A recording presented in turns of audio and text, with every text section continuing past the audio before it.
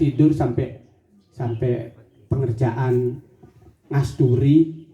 Saya subuh ngerjakan ngasturi di situ. Akhirnya mungkin posisi badan lagi lemah karena satu harian dari kemarinnya juga kemis di sana, enggak sempat istirahat. Akhirnya Sabtunya ya ini ngurus masuk angin mungkin. Jadi guyonannya adik-adik di sana tidak enak didengar, ya. Jadi sambil main, sambil berbicara, jangan sampai adik-adik ini juga seperti itu. Pakailah guyonan yang baik, ya. Sambil main kartu. Kamu berapa? 6 cuk. Burine ku pakai itu listrik, cuk. Pakai nyolokin listrik itu. Hampir semua ngomongnya begitu.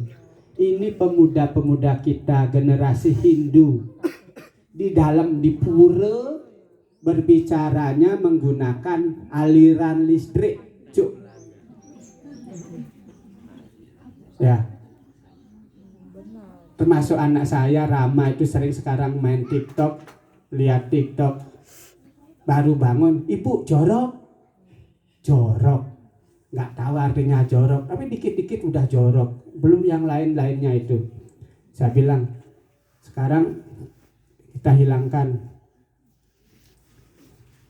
Sementara baru bangun, HP sudah dia tidak lihat.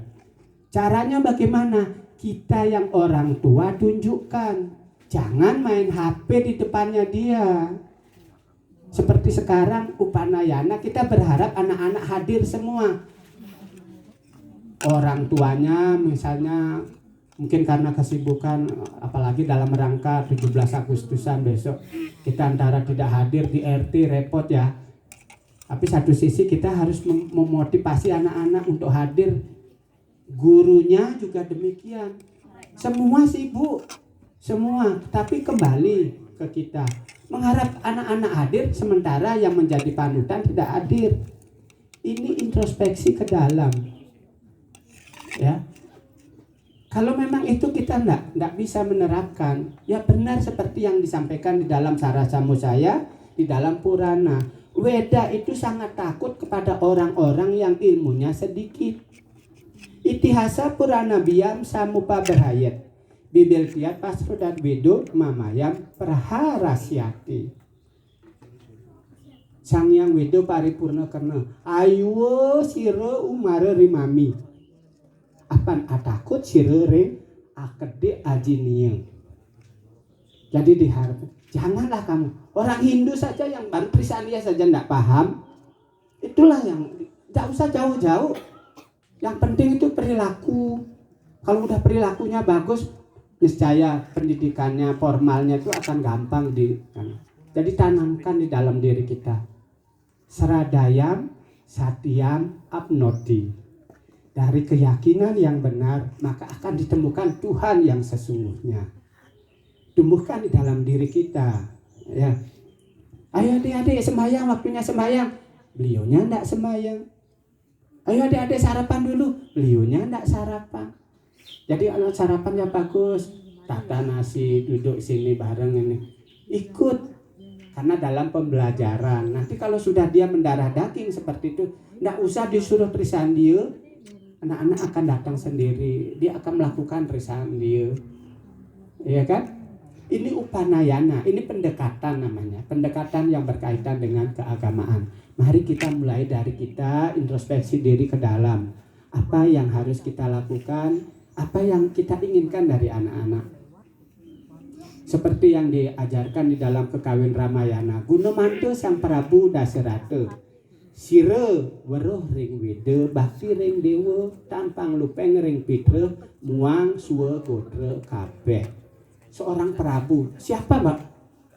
Raja daripada Dasarata itu. Beliau adalah Begawan Kasyapa. Ya, Begawan Kasyapa itu siapa? Beliau adalah ayah dan ibu daripada para dewa. Makanya Bapak Ibu kalau sembahyang berkaitan nama keramaning sembah yang pertama, Wamaditya. Kalau Ibu Bapak salah mengartikan Om Ditya. Berarti Bapak Ibu menyembah raksasa. Hanya satu huruf. Iya kan? Hanya satu huruf. Nggak ada A-nya. Itu artinya Ditya. Artinya putra-putra Dewi Diti. Putra-putra Dewi Diti adalah para raksasa. Putra-putra Dewi Aditi adalah para dewa. Hanya satu huruf perbedaannya. Ya. Karena itu yang paling sering kita lakukan lah, minimal kita belajar untuk mengenalnya, mengetahuinya. Kalau kurang, mari kita diskusikan. Gak usah yang jauh-jauh. Ya, pakai mantra banyak-banyak. Ini disebutkan. Sekarang itu sudah tidak waktunya untuk menghafalkan mantra yang banyak. Ini adalah Kali Yuga. Kali itu gelap, Yuga itu zaman. Di zaman yang kegelapan ini apa yang istimewa? Dua. Yang istimewa di zaman ini dua. Dana Punio dan Tirta Yatre. Tirta itu artinya suci, Yatra itu artinya perjalanan. Dinyatakan bahwa Tirta Yatra itu dapat dilakukan oleh orang miskin sekalipun. Kalau orang miskin sekalipun, maka jangan berpikir Tirta Yatra ke India, Alas Purwo, Gunung Salak. Sementara pura yang dekat tidak tahu. Mana yang paling dekat? Ayah dan ibu. Iya benar Mas. Mas Gema, Mas Gentas, Mas Gendis, Mbak Gendis dan Mbak Gendut. Sedikit nyantai ya. Jadi orang tua itu sesungguhnya, sosok orang tua itu lebih tinggi kedudukannya dari para dewa. Kalau orang tuanya benar. Karena itulah dinyatakan di Weda, apabila seorang anak sedang sembahyang ini, bukan sedang yang lain-lain. Kalau ayah dan ibunya memanggil, wajib anak itu berhenti menjawab panggilan ayah dan ibunya. Lebih tinggi mana? Lebih tinggi ayah dan ibu. Bagaimana supaya anak itu bisa berhormat kepada orang tua? Itu ingat, Gunomanta Sang Prabu Dasarata. Beliau sangat paham, beliau sangat mengerti hakikat Weda. Beliau juga bakti kepada para dewa. Tapi dua ini jangan lupa. Tanpang lupeng leng pitre. Pitre itu siapa? Orang tua, leluhur. Lah kalau sudah leluhur harus dihormati. Bagaimana kita berpikir untuk meninggalkan agama? Kalau sudah meninggalkan agama berarti sudah jangankan memuja leluhur. Bagaimana para di dalam cerita Ramayana itu putra-putra Prabu Dasarata, kemudian putra-putra Pandawa yang begitu paham. Tatkala ada orang yang menghina ayah ibunya, beliau melupakan dharma. Karena orang tua adalah fitra, leluhur. Seorang Yudhistira, Pandawa itu kan tidak mengenal ayahnya karena dia anugerah dari para dewa. Termasuk karena yang dipelihara oleh Radha. Dia siapa yang ngasih tahu? Dewi Kunti yang ngasih tahu. Ayahmu adalah Dewa Surya. Di sini ada dua Surya, ya kakak adik misanan. Ya, ibunya yang ngasih tahu. Ayahmu tuh Dewa Surya. Jadi Radha itu bukan ibu kandungmu. Ibu kandungmu adalah ibu. Tapi tidak berarti ibu harus meninggalkan ibumu itu.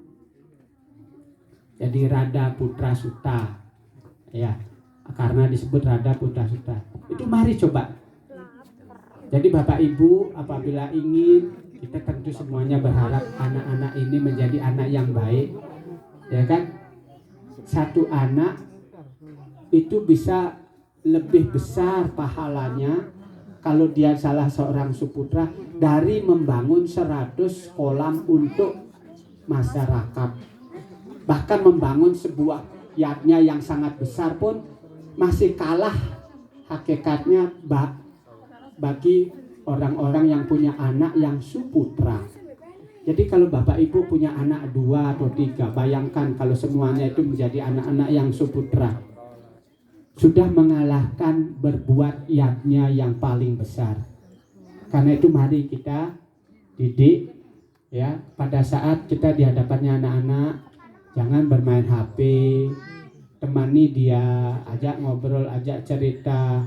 Ya, yang tahu termasuk Bapak Ibu pelajaran agama, coba hubungkan sedikit-sedikit dengan cerita Ramayana, cerita Mahabharata.